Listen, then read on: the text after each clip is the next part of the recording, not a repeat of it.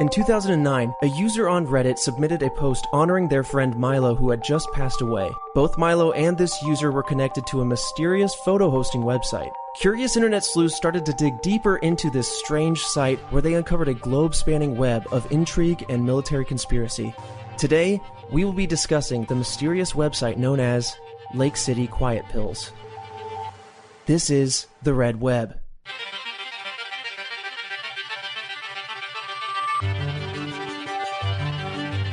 So let's start at the very beginning. We have the user named Religion of Peace. This user claimed to have military experience in security operations. He claimed to have served during World War II, and most notably on D-Day. Now this goes all the way back, right, June 6, 1944.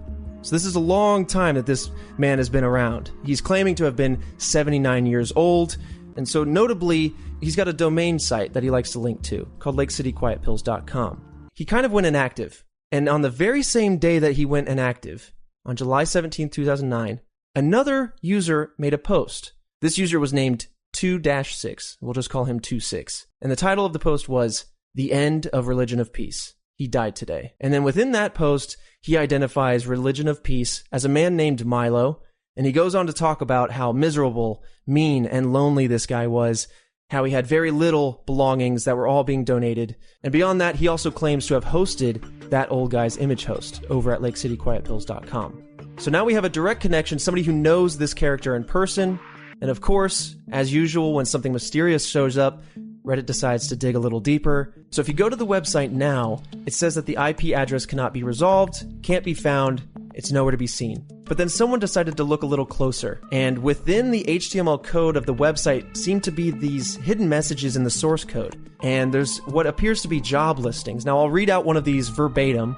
It says, immediate need, 8 to 10 Chinese/Korean, fluent Korean, dialect, accent, details after contact, 12-week half-pay sequester on refusal. They feel very much like someone seeking military contractors, mercenary work of some sort. So as people started to dig deeper into this website, they found more messages. And there's one dated on 17 July 2009, which, as you might remember, is the same day that 26 posted about Religion of Peace's death on Reddit.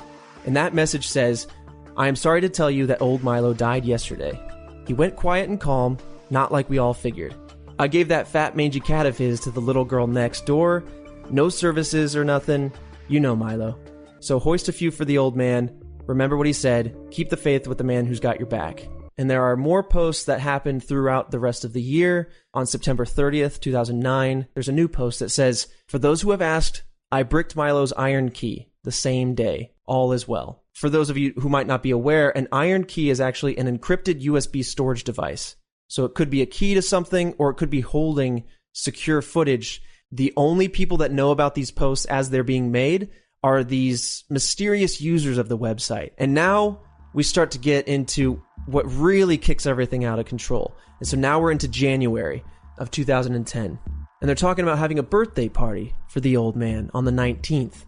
The party starts at 1500, as usual. Send your RSVP to Shade the day before the event. It's the eve of the birthday party. Details, another message comes through. They're planning the birthday party, and he says, "We've got 38 rooms in the Marriott on 46. Shade has the key cards for locals.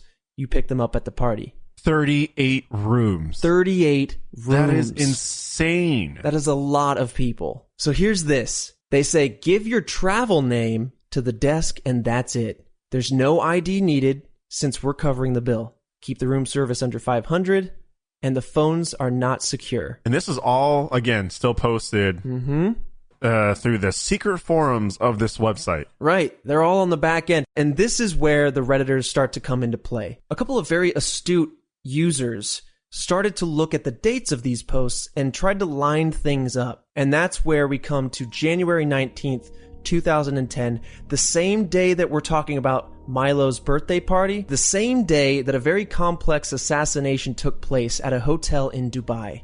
And that was the assassination of Mahmoud al-Mabhouh. For those who don't know who that is, al-Mabhouh co-founded the military wing of Hamas. And Hamas, it's classified as a terrorist organization among many countries and many continents. Looking into this assassination, he could be seen to be traveling alone.